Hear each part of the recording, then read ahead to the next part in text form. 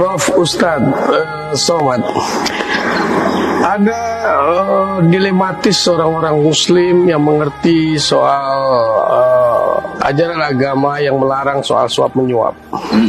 Tapi pragmatisme di Indonesia, pragmatisme di masyarakat, bahwa money politik itu bagian daripada kemenangan.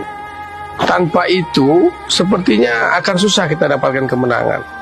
Sementara ada hak kita, orang-orang benar, orang-orang baik, harus berada di bangku-bangku parlemen. Tapi mereka tidak bisa menduduki itu kalau mereka tidak melakukan money politik. Wah, ini pertanyaan filosofi berat. Sehingga bayangkan, di satu sisi kita ingin menempatkan hak kita orang benar berada di parlemen, di satu sisi pragmatisme masyarakat tidak bisa kita lakukan tanpa money politik. Sehingga ada yang menyampaikan ke saya tidak mau sampaikan Ustadz, dia bilang, Pak Niki sedang mengambil haknya. Bapak boleh lakukan itu dalam rangka Bapak mau merebut hak kebenaran berada di parlemen. Bagaimana menurut Pak Ustadz? Ada sebagian umat Islam yang tidak mau berpolitik karena dia anggap politik ini jahat. Politik ini produk kafir. Politik ini datang dari barat. Demokrasi ini bukan barang milik kita.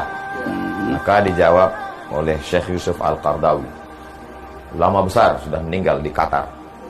Ketika seorang mencoblos, maka saat itu dia sedang bersaksi di hadapan Tuhan.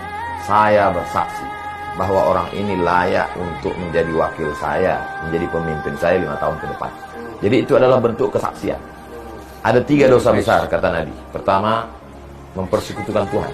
Yang kedua, durhaka pada orang tua. Yang ketiga, bersaksi palsu. Maka seorang muslim yang beriman ketika dia mencoblos, dia sedang bersaksi di hadapan Tuhan. Maka lagi-lagi trust, kejujuran dia kepada Tuhan. Itu yang selalu saya sampaikan. Kita mesti terlibat dalam pesta besar ini. Jangan sampai tidak ikut. Karena kalau kita tidak ikut, nanti dari mulai lampu listrik kita sampai jalan raya yang kita lewati, itu semuanya adalah bagian dari keterlibatan kita. Jangan setelah orang duduk baru kita ribut. Mengapa tidak berkontribusi dalam politik ini? Oh, politik ini jahat. Seandainya ada 10 orang, lalu kemudian dipakai demokrasi, 10 orang ini disuruh bermusyawarah, kita main bola atau sholat. Yang 9 mengatakan kita main bola, maka yang 1 sholat, nggak jadi sholat. Kenapa? Suara terbanyak suara Tuhan. Maka Tuhan ketika itu adalah yang 9. Kata Tuhan main bola. Tapi bisa dibalik. Orang baik memilih. Yang 9 mengatakan kita ke masjid sholat. Habis sholat baru kita main bola. Maka dia menjadi baik.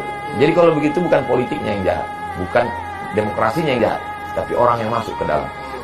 Kenapa pecandu narkoba, penjahat bisa duduk? Karena orang baik tidak menempatkan dirinya. Nah, ini salah satu dalil Pak Diki nanti. Bisa dipotong. Apakah pragmatisme Nah, masyarakat itu harus kita ikuti? Tentang selera bahwa masyarakat ini memilih karena uang. Lalu ada calon yang bisa memberikan uang. Yang satu dengan trust kejujuran. Di mana-mana saya sampaikan dalam tabligh akbar, ambil uangnya, jangan coblos orangnya. Jadi orang yang menyebar uang, ketahuan dia jahat, dia bohong. Tahun pertama dia akan balik modal, tahun kedua dia akan nabung, tahun ketiga dia akan menarik, tahun keempat dia mempersiapkan lagi, tahun kelima dia duduk lagi. Maka orang-orang begitu uangnya akan diambil. Dia tidak mempan lagi ditakut-takuti, KTP kamu sudah bersumpah. Kalau dia nyuruh sumpah gimana Ustaz? Bersumpah aja. Terus gimana? Nanti kamu puasa 3 hari. Jadi dia pakai siasat, kita pakai siasat. Ada salah satu kiai, Ustaz, dalam ceramahnya mengatakan, kalau jam kita hilang, lalu jam kita ditemukan oleh seorang yang jahat, jam saya itu bukan jam dia, tapi tetap jam saya. Maka saat saya mau mengambil jam saya, ini jam saya. Iya memang jam Bapak. Mari jam saya. Wani piro. Maka saat itu saya bayar. Saya tidak sedang menyolong.